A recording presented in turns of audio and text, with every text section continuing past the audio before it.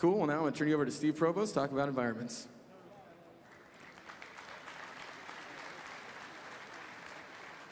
Hi, I'm Steve Provost, a 3D artist on StarCraft 2. I'm going to show you a few videos of some of the new tile sets that we're working on, and then talk about some of the philosophies that we had going into this project.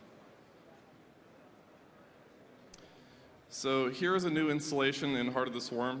We really wanted them to feel unique from those in Wings of Liberty. So most of the environments in Wings of Liberty have a lot of dirt and a lot of grit in them. So what we wanted to try to do with this one was make a cleaner environment. But you lose a lot of detail on the surface when you take away that dirt. So what we decided to do was add reflective environment mapping to add that missing detail. And it really makes the surfaces shine. Here's a new lava tile set. We really wanted the Terran elements in this tile set to feel rooted to the ground in such a way that it could survive this hostile environment with all the flames and the lava. And you can see some smaller frequency details and small models around the edges. It makes it look a little more alive and occupied by the Terran. There's also a new set of custom walls there with ramps as well. And those are pathable by some of the smaller units of the game. So those are completely modular, and modders are going to have a good time making interesting mods with those. This is another man-made tile set. It's floating in the thick atmosphere of this alien planet.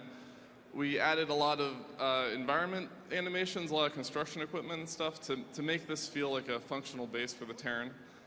We also added some really massive cannons there in the background. It makes it look a little more defended and kind of shows off the scale of this massive base. And all of the art in Heart of the Swarm is brand new. We really use very few assets from Wings of Liberty. So I think the overall quality of the art has increased dramatically. Okay, here's a new ice tile set for Heart of the Swarm. Sammy, our art director, really wanted to add a cool ice tile set for the fans. And so we spent a lot of time doing different iteration on ice and different styles and shapes and different shaders. And one of our artists came up with a really cool model, which was blue, cyan, and purple. And we really liked it, so we applied it to all the assets on the stage. But it was a little too saturated, so we decided to dial it back and add some environment mapping on it. And it really brought it into the StarCraft universe and gave it that crisp look that you see today. Okay, so one of the most notable improvements to the art in Heart of the Swarm is our distinct color palettes per tile set. In Wings of Liberty, we would make a lot of assets that would be used across different tile sets. And so if you saw pipes on Braxis Alpha, you would see the same exact pipes on Valhalla. But in Heart of the Swarm, we made every asset handcrafted for that tile set. So it really gives that crisp color scheme. It makes it unique for each environment. So every single world feels like a new experience, and it really gives a specific mood to the player.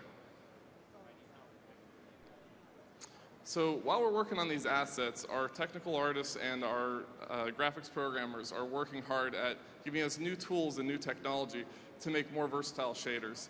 And so when we need a new material like clean Terran paneling or Protoss glass or Protoss pipes, we'll do a bunch of tests and decide what looks really good and apply that to all the assets on the stage. And it makes these stages look more unique and feel more original to the user.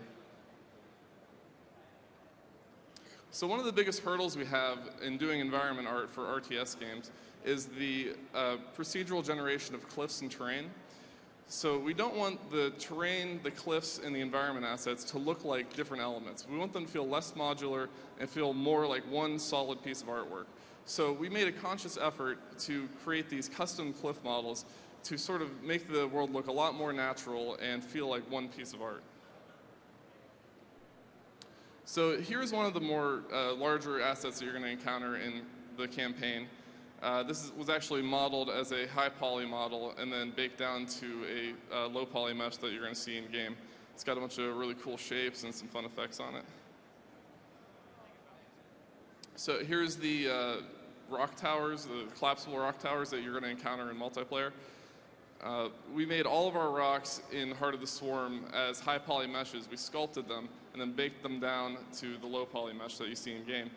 And this gave a bunch of advantages. Number one, we can make these rocks look much more rigid, and since they have unique UVs, we can actually bake in the highlights and the shadows into each rock, so you don't lose any detail when it goes into the shadow, like you do with some of the rocks in Wings of Liberty. Here's a large Protoss structure that you're going to encounter in the campaign. And the effects in this asset actually would not have been possible without the new tech that we got for Heart of the Swarm. So on that note, I'm going to pass it over to Dominic, and he's going to talk about some of the new improvements to the engine.